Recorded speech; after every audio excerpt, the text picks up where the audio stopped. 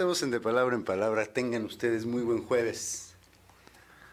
Hoy tenemos un programa muy interesante, muy interesante, que hemos planeado desde la semana pasada. Quienes vieron el programa de la semana pasada sabrán de qué se trata este programa, pero además tengo una invitada que ahorita les voy a decir quién es.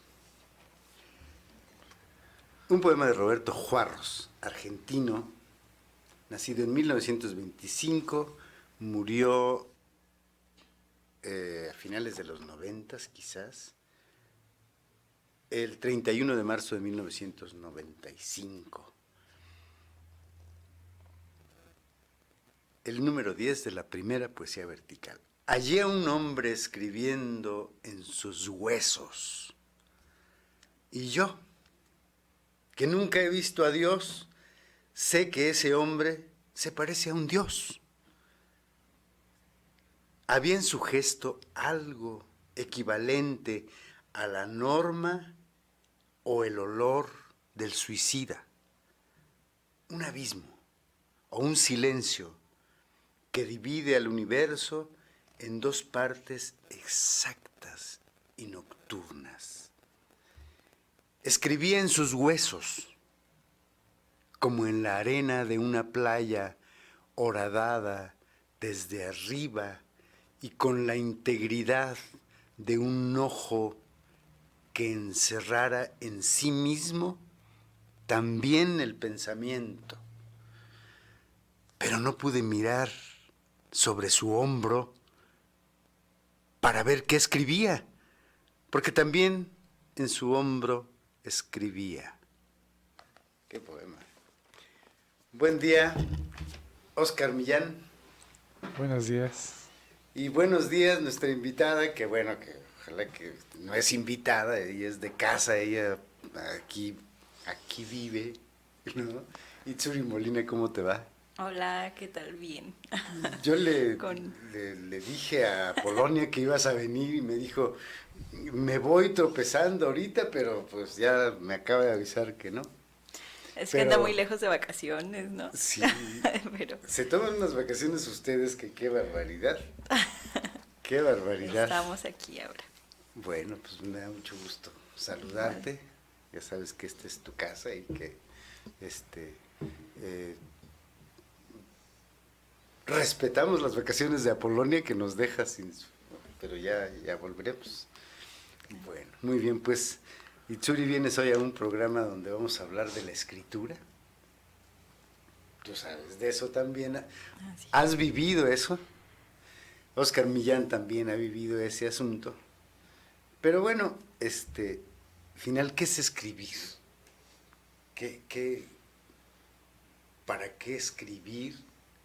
¿Qué es eso de esa necesidad de usar las palabras de la manera más no correcta, No, más armónica, digamos, más acertadas, más...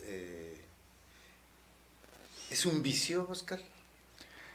Mira, ahorita que dices, cuando dijiste de la manera más armónica, Humberto Eco en las Confesiones de un joven novelista dice que le choca un poco la distinción entre el escritor, que ese término se ha apropiado a la gente que hace poesía o ficción, pero habla del otro escritor, que es el escritor de ciencia o el escritor de historia, y que muchos se sorprenderían de saber que en Italia se estudian los textos de Galileo como ejercicios de estilo, por lo bien cincelado que está la descripción de los fenómenos.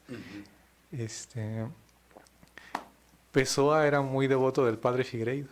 Ajá.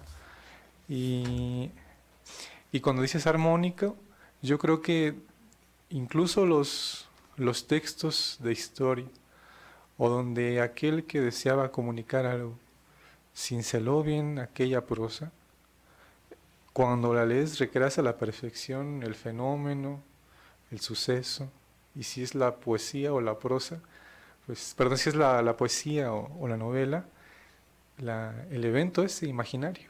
Entonces sí, definitivamente una buena escritura, sea del corte que sea, debe ser armónica. La armonía, es decir, fíjense, cómo la naturaleza es armónica. Todos esos riscos que vemos en un acantilado, por ejemplo, todos esos bosques verdes o esos mares que nosotros los vemos azules, ¿no? En un conjunto el mar, un amarillo de la arena, es decir, hay armonía. Entonces, debe haber armonía en el arte. Es decir, y el hombre quizás lo que ha hecho es lograr la armonía en una historia que cuenta o en un poema, ¿no?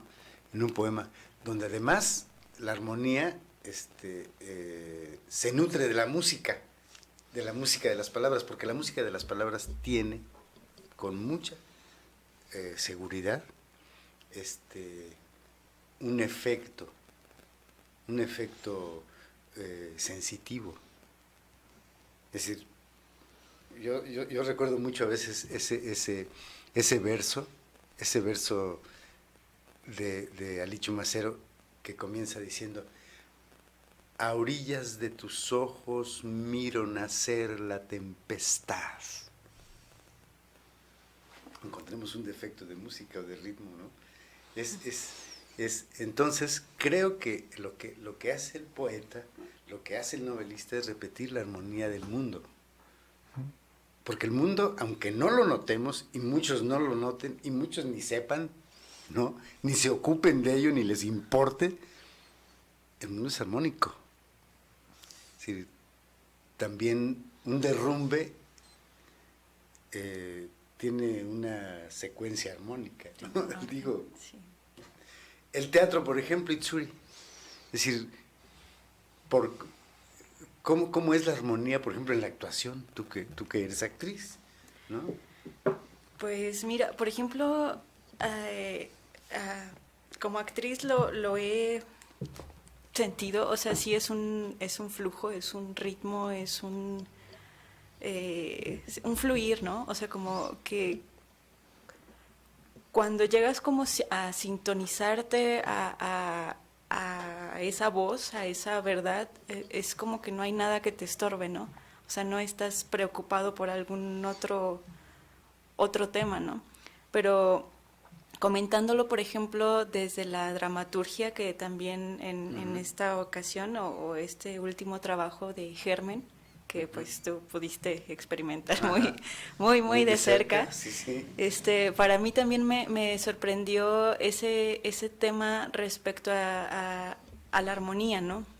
Porque, por ejemplo, pulir ya dramatúrgicamente cada uno de los personajes, pues es ir encontrando como su ritmo, su frecuencia, o sea, porque a la hora de escribirlo te vas dando cuenta de su propio ritmo, ¿no? Que incluso de su respiración, ¿no? De cómo es que van afrontando la vida, ¿no? Cómo caminan por ella, cómo hablan, cómo la respiran, ¿no?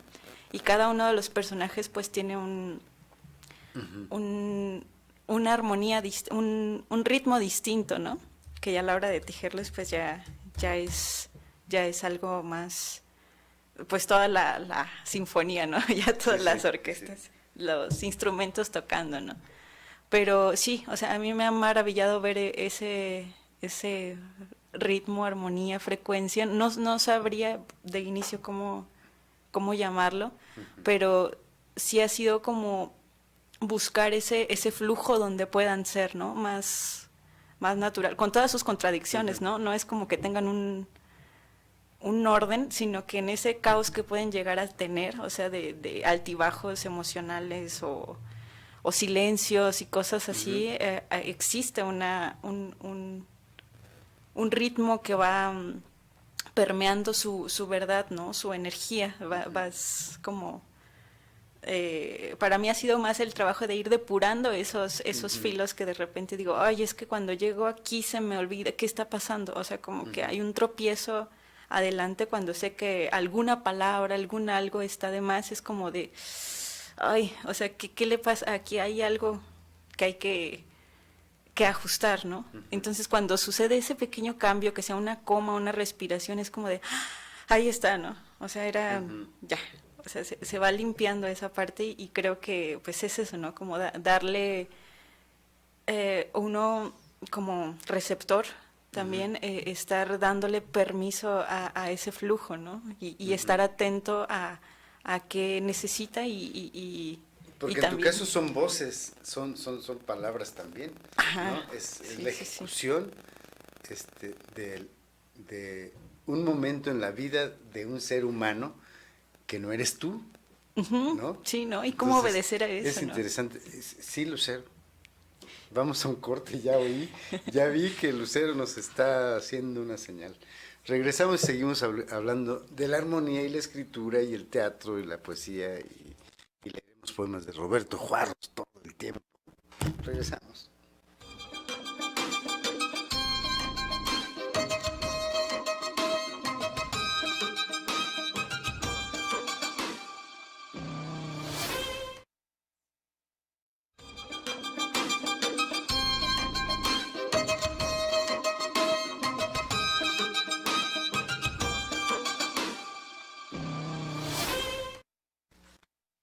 Estamos de regreso.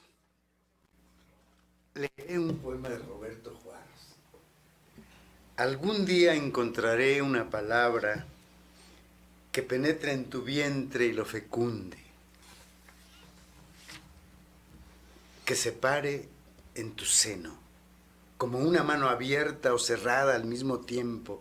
Hallaré una palabra que detenga tu cuerpo y lo dé vuelta, que contenga tu cuerpo y abra los ojos como un Dios sin nubes, y te use tu saliva y te doble las piernas. Tú tal vez no la escuches, o tal vez no la comprendas. No será necesario. Irá por tu interior como una rueda recorriéndote al fin, de punta a punta, mujer mía y no mía, y no se detendrá ni cuando mueras. Poema. Qué interesante. Además, habla de una palabra. Digo, nunca hablamos de los poemas que leemos porque está dicho todo ahí, ¿no? Pero esto me gusta mucho, por ejemplo. Irá por tu interior como una rueda. La rueda es da vueltas de manera infinita, ¿no? Una palabra.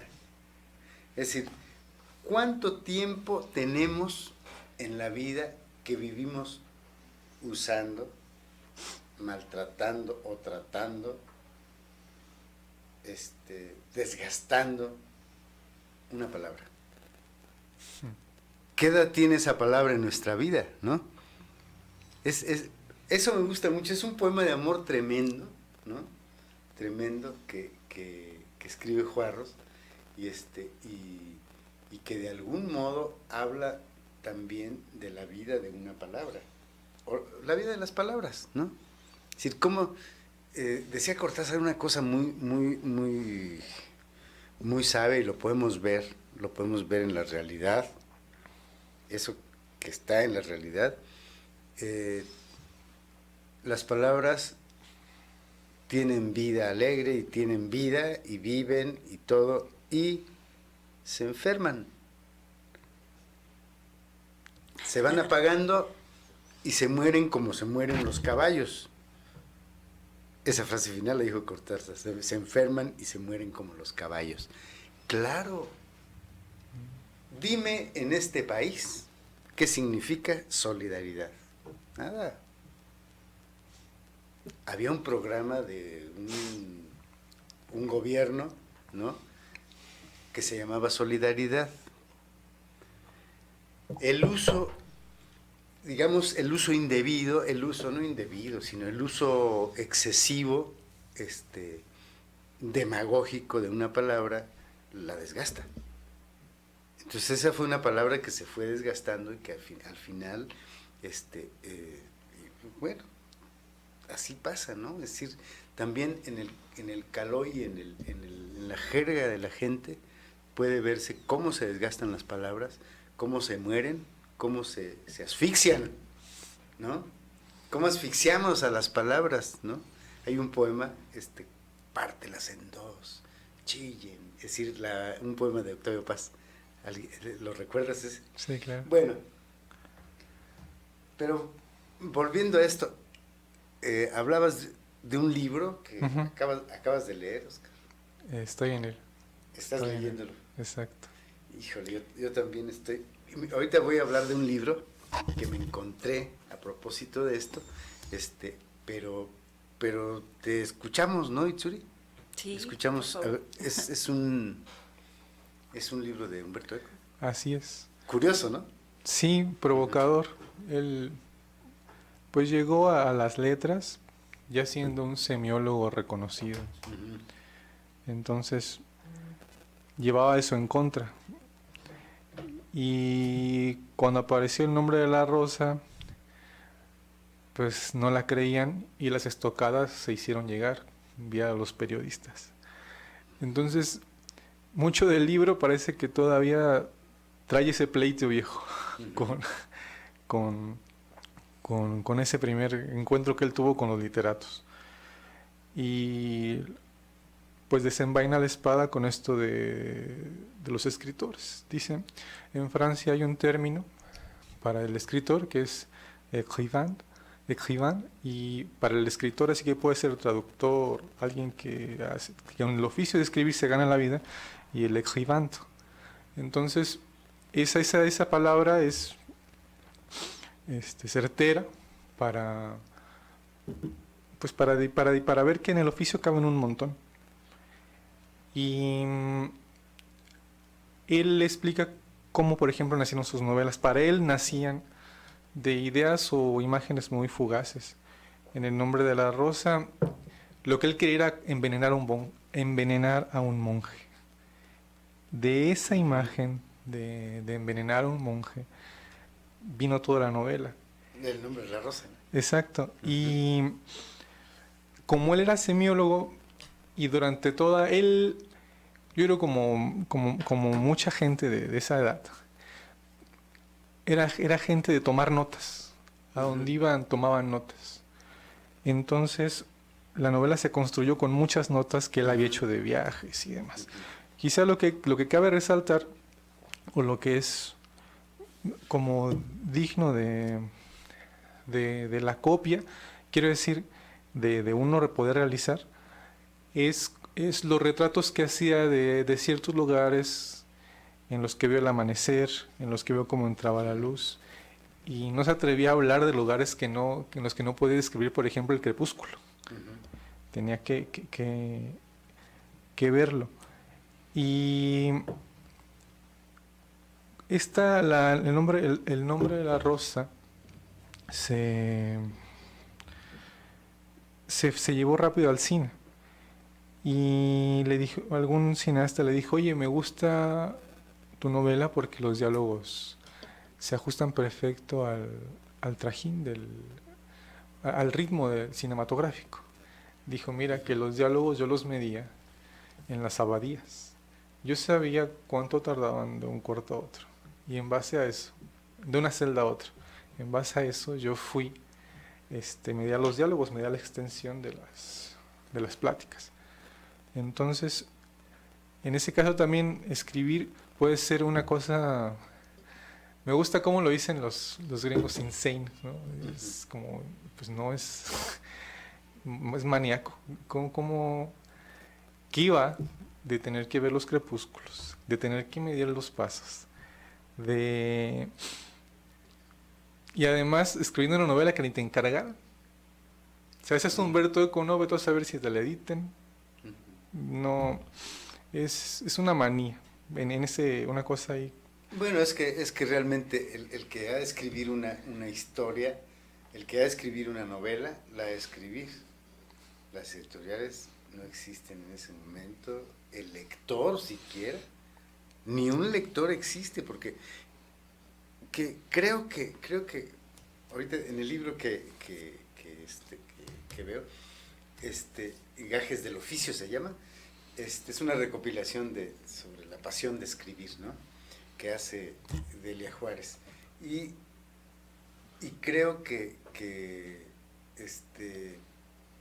el cine viene a apropiarse de la literatura, ¿no? Que no me oigan muchos que les gusta demasiado el cine y que lo aman y que todo eso, pero quizá es grave lo que puedo decir, pero me parece que se ha nutrido por la pobreza de cine que ha habido, ¿no? Digo, hay un cine muy malo, entonces nutriéndose de la literatura, ¿no?, ha tenido resultados muy interesantes. Yo acabo de ver una película sobre una novela de Annie Arnox que se llama Pasión Simple, y recién vi la novela, recién leí la novela, y esa película la vi porque está en Netflix, ¿no? Porque ahí estaba, ¿no? Y además porque me gustaba la actriz, ¿no? Esa es otra cosa. Y entonces empecé a verla y dije, caray, esa historia me parece conocida. Y ya veo los nombres, y claro, y al final dice basada en la novela de Annie Arnox. Entonces, tengo una especie de confusión y una especie de desconcierto. Que la novela está muy bien. Es una novela de una mujer enamorada y apasionada por un tipo ruso, ¿no? Entonces, y de una manera profunda, honda, muy, muy honda, ¿no? Es decir, puedes ver los alcances más profundos del amor pasional, ¿no? Y en la novela a mí me gustó mucho, y en la película también, pero me faltaban algunas partes que las palabras logran, lo que las imágenes jamás, ¿no? Entonces es interesante como Eco llevan El nombre de la rosa con Sean Connery, lo recuerdo muy bien, yo vi la película y me gustó mucho, pero la novela va a aristas muy finas, ¿no?, que me parece necesarias, que solo la literatura tiene, nada más, ni la vida. Virgen Santísima, y la vida tiene unos cortes terribles, Lucero, pues bueno, muy bien. Estamos muy contentos de tener a Itsuri aquí, y le invitaremos un café, que nos invite a Luna Mía Café. Muy bien, regresamos.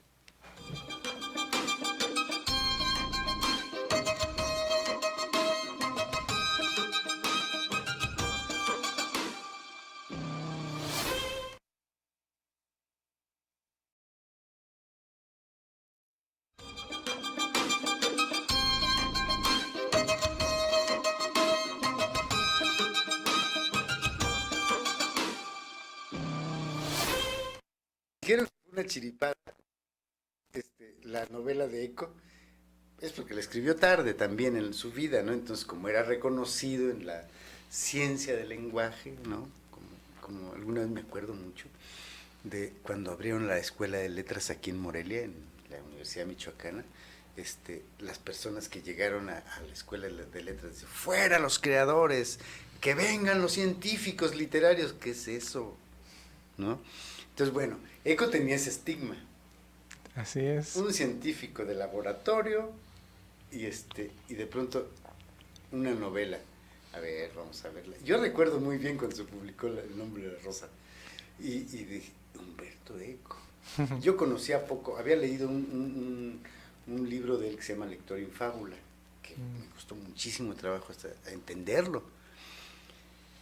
Y entonces cuando aparece la novela, todos los creadores así como, vamos a ver, chavo, ¿no? Pues, gran novela. Sí.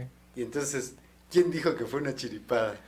Pues ahí en Italia le llegaron a decir que metió un montón de palabras que le gustaban en una IBM y que de manera aleatoria la IBM arrojó parte del texto. Una IBM era una computadora, ¿no? Sí, y él se defendió diciendo, mira, pues en esa época recordó los ordenadores que había cuando se publicó la novela. Uh-huh. Pero siempre contestaba pues muy desenfadado y a veces dándoles por su lado. Él entendía que no le dieran crédito, porque sabía que Claro. la literatura y los literatos son bien celosos de su oficio. Pero Malamente, ¿no? Ujú. Malamente, porque yo creo que esos celosos del oficio de escribir me parece que son los, iba a decir algo muy feo, pero son los malos escritores, ¿no? Bueno, y yo, entre las bondades que he mirado en la literatura, que no pasa, por ejemplo, en la música, creo que el único músico así que tiene obra, que no era nada más música, era, ahorita que yo recuerdo, Yanis Xenakis, que era matemático, era arquitecto, perdón. Pero en la literatura uno ve los perfiles y desfilan, bueno, Orhan Pamuk era arquitecto, Max Frisch era arquitecto, Uh-huh. aquí él era un semiólogo, Pascal Quiñardes estudió música, es musicólogo. O sea, la literatura también se nutre del montón de perfiles de periodistas, Sí. no es pero también yo creo, y esto me lo decía tuve un maestro italiano en la escuela, hay mucho celo. Como es un país pequeño, todo está muy disputado, no caben 2 o 3. Entonces mucho de eso... Tampoco caben 2 o 3 grandes novelas. Es decir, independientemente de sus autores, es difícil encontrar obras maestras, ¿no? Más contratadas contratadas para decirle al hombre que escríbeme una novela, una obra maestra por año, ¿no? Eso también.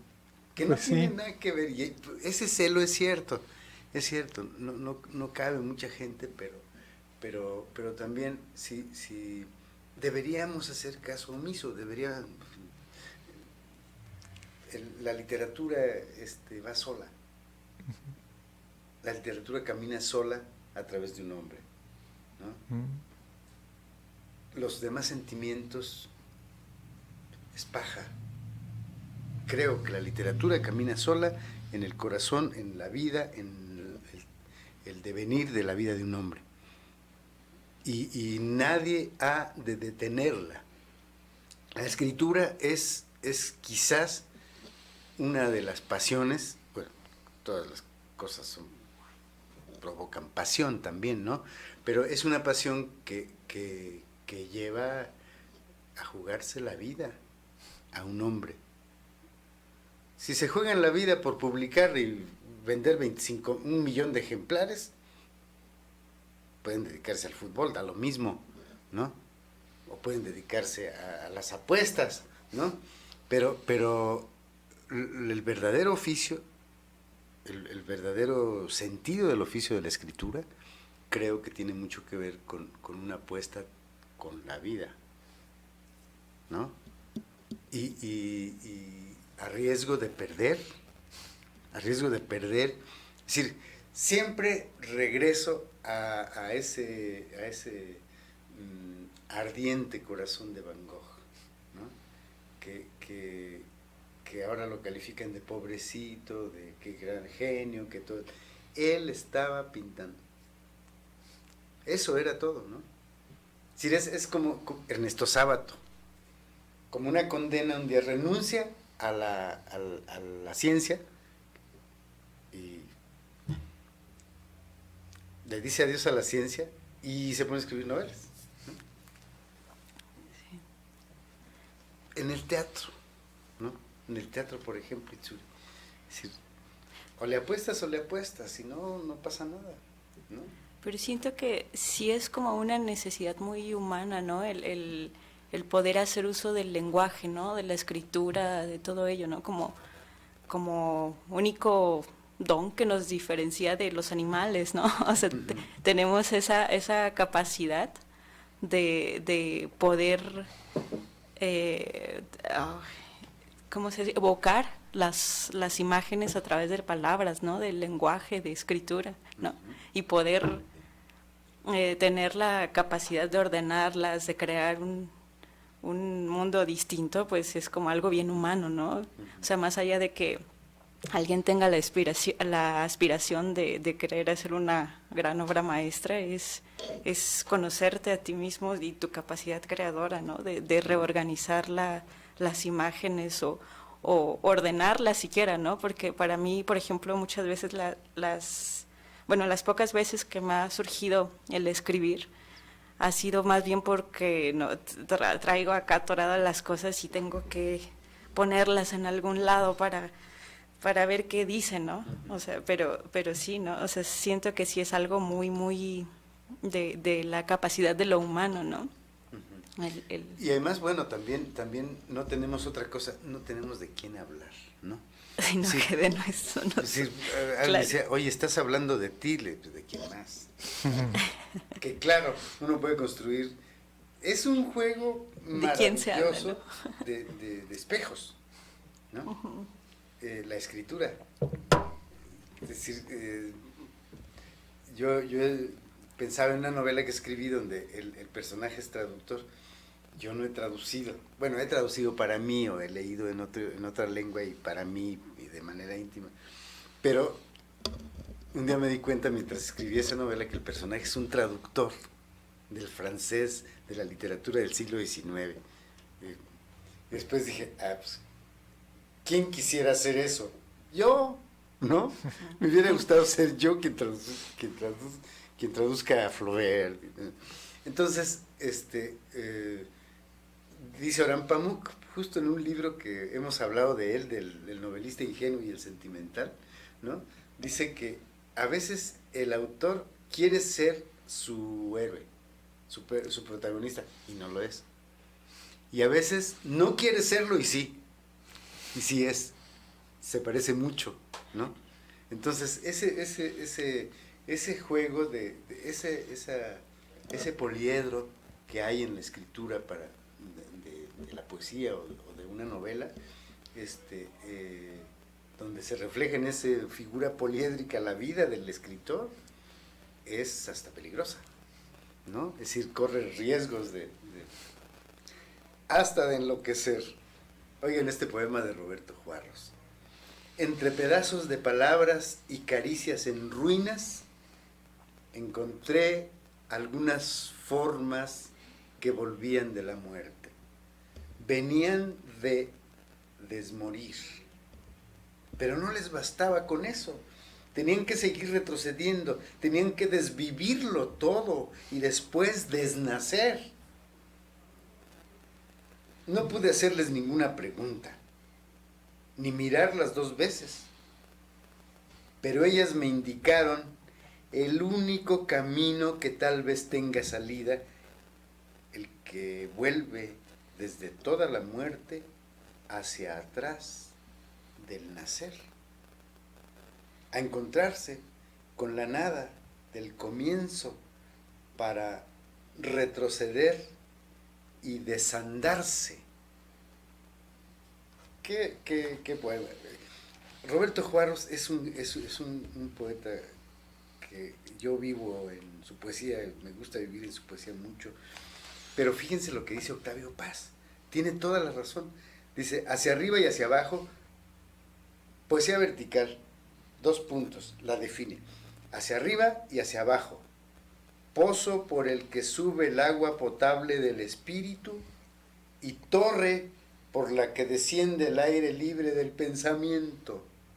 Cada poema de Roberto Juarros es una sorprendente cristalización verbal, el lenguaje reducido a una gota de luz. Un gran poeta, de instantes absolutos. ¿Qué cosa? Ay, sí. Es una belleza. Por eso lo pusieron en el tomo número 1 de la poesía completa, esta definición de lo que decía Octavio Paz, que era la poesía de Roberto Juarros, ¿no? Entonces, esa teoría de poesía vertical es es infinitamente compleja. Vamos a un corte, Lucero. Híjole, ya no sé de qué íbamos a hablar. Con ese poema quedé cimbrado, ¿no? Bueno, regresamos y seguimos platicando de la escritura del teatro y de la novela, ¿no? Regresamos.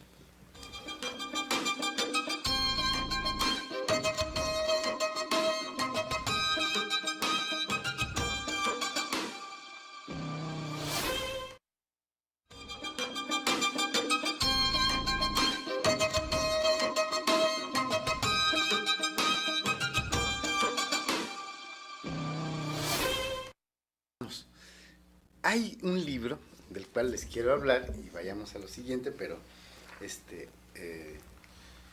es un libro que se llama Gajes del Oficio y recopilan ideas de más de 50 escritores, desde Goethe, Flaubert, Dostoyevsky, Tolstoy, Juan Carlos Onetti, Virginia Woolf, etcétera, Kafka, Pessoa, ¿no?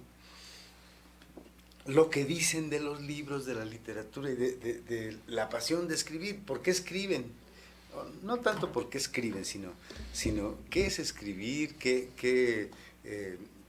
es una reflexión, la reflexión del cuentista, la reflexión del novelista, la reflexión del poeta, está Neruda también, la reflexión del ensayista, es decir, las reflexiones sobre aquellos que escriben,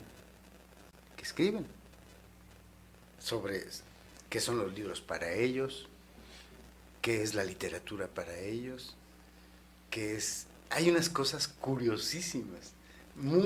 Estoy disfrutando mucho este libro que recopiló Delia Juárez González. Ella tenía una columna en el Universal. Yo no leo mucho en el Universal, pero tenía ¿cómo se llamaba? ¿Confabulario? El suplemento. Confabulario. Se llama todavía. Todavía existe, qué bueno. Ahí escribía una columna, bueno, no sé si siga también escribiéndola, que se llamaba Gajes del Oficio. Y este es este libro. Entonces, bueno, está Joyce, por ejemplo, ¿no? Y lo que ella encontró a propósito de la escritura, de los libros, de la literatura, de la pasión por escribir y todo eso. Pero a ver, está Bertolt Brecht. La escritura del teatro. Tú has escrito una obra de teatro. Sí. ¿Cómo fue eso? Es decir, ¿cómo es eso que es de escribir una obra de teatro? Ay, pues, para mí fue una experiencia compleja, porque pues toda mi formación había sido mayormente de la actuación, ¿no? O sea, no de la dramaturgia, no de la escritura. Ajá. Entonces tenía cierto alejamiento o poca experiencia en el uso de las palabras de esa forma, ¿no? Pero recuerdo muy bien que surgió más bien por el interés de escribir, por pues te digo, como por un tema, un conflicto interno mío, ¿no? De que me pregunté yo qué quiero decir en el teatro, ¿no? ¿Para qué me estoy subiendo a decir palabras que no son mías, ¿no? Que además las tienes que hacer verdad, ¿no? Porque empezaba a tener como conflicto como con obras que me invitaban a hacer, ¿no? Pero que quizá no estaba de acuerdo en el discurso, en hacer eso verdad, ¿no? Entonces era como, entonces yo qué quiero decir, ¿no? Entonces pues sí, o sea, comencé a preguntarme mis dudas existenciales y demás, pero también con toda esa inseguridad de no saber del dominio de las palabras, ¿no? Dije, entonces, ¿qué voy a hacer? Pero pues lo que hice fue pues tomar las herramientas que como actriz tenía para poder llegar a esa concreción de las palabras. Y pues mira, de inicio fue como esta parte que decíamos al inicio del programa, ¿no? De remitirse a una palabra, ¿no? En una palabra existe todo muchas cosas, ¿no? Habita una gran historia, una gran cosa, ¿no?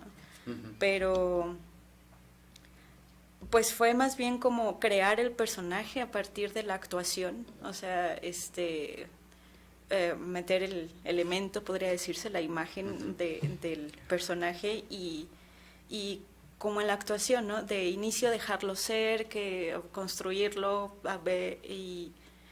y ya que estaban más construidos, ya yo hacerles la entrevista, ¿no? Que para algunos personajes ni siquiera me dejaron hablar, fue como, ni te contara que yo, o sea, como todo su vivencia ya fue más bien yo de ello, estar atenta después de terminar los ejercicios y poder aterrizarlo, ¿no? Es como de, okay. Pero además tú te los pusiste, esos personajes, entonces sí, también sí. es muy interesante. Tener un simiente de actriz, podría ser que pues qué padre. Es decir, escribes y de pronto tu experiencia al escribir es justamente saber qué es una obra de teatro porque la has vivido en el escenario, ¿no? Y entonces después escribir, pues qué padre eso. Y después actuar es decir, hacer cosas para ti, ¿no? Sí, ha sido una experiencia impresionante. Que escribir novela también es para uno. Tú escribes una novela, digo, bueno, ya ando diciendo yo cosas que no debo. Cuéntanos. Pero ¿qué es la experiencia de escribir novela? Quisiera regresarme un poco. Cuando dices escribir novela, lo decía Orhan Pamuk ahí en El novelista ingenuo y sentimental, es un poco artificioso. Bueno, cuando es el novelista, el escritor ingenuo, escribe un poco desde el corazón.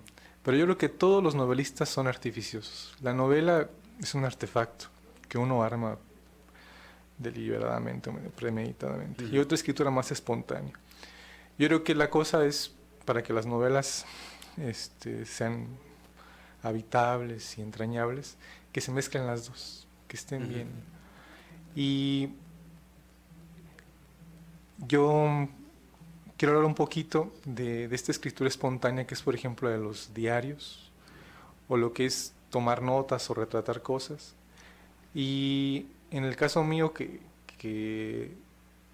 confecciono una novela, todo eso va nutriendo el texto, pero el puro ejercicio de la escritura, de capturar el mundo y lo que sientes y ponerlo, es salud, es ordenar tu cabeza y cura, exacto. Creo que es un ejercicio lenitivo. Y ya enfrentarte a la novela es una ambición, querer escribir una novela, querer alcanzar el grado novelista, al margen de la borrasca que sea el mundo editorial, pero tú saber que estás erigiendo aquello, y es una cosa bien personal, ya es que meterse a gusto propio en camisa de 11 varas y ponerse un yugo que te hace la vida placentera en una forma. Entonces, yo he vivido la escritura así, la escritura espontánea, deliberada en los diarios, como cuadernitos de cosas que veo, cuadernitos de viajes, y esta escritura artificiosa que es la novela, que es cómo vas armando este artefacto con la astucia del novelista. Por eso es una ambición. Y yo, como invitaría a la gente a escribir de manera espontánea también, porque a veces la meditación nos queda larga, nos queda muy alto, es una cultura que no es nuestra, pero el tomar notas, la escritura tiene un poder lenitivo que ordena nuestra cabeza. Entonces, creo que sí, a propósito de la escritura es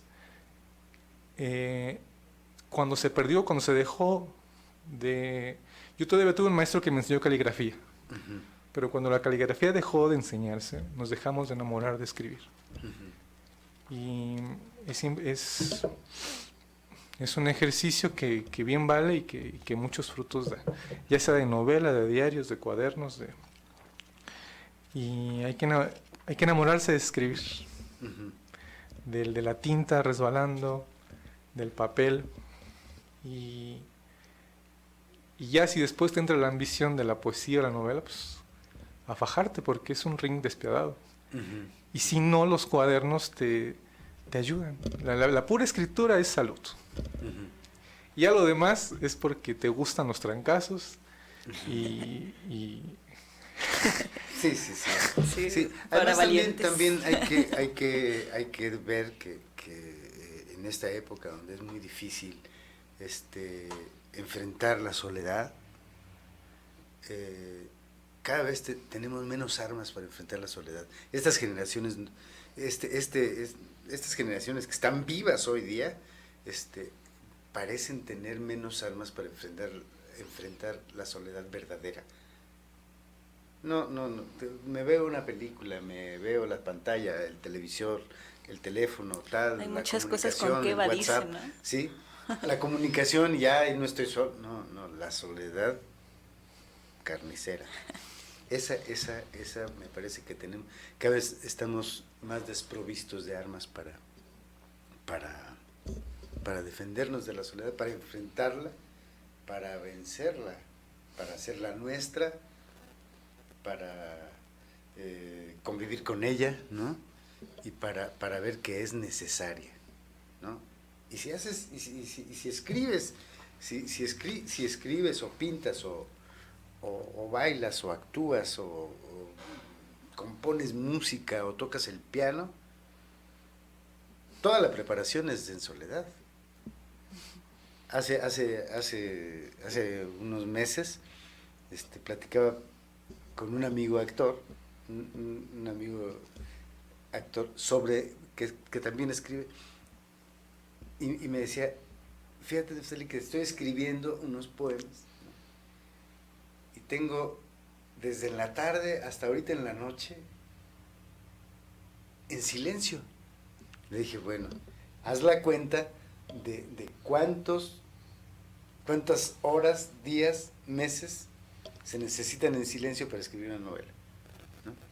Entonces la soledad es necesaria. Ya nos vamos, Lucero. Hoy estamos muy contentos que nos haya venido a visitar Itzuri. Ya vendrá Polonia y bueno, veremos qué sucede. Oscar, muchas gracias. Voy a leer un poema para despedirme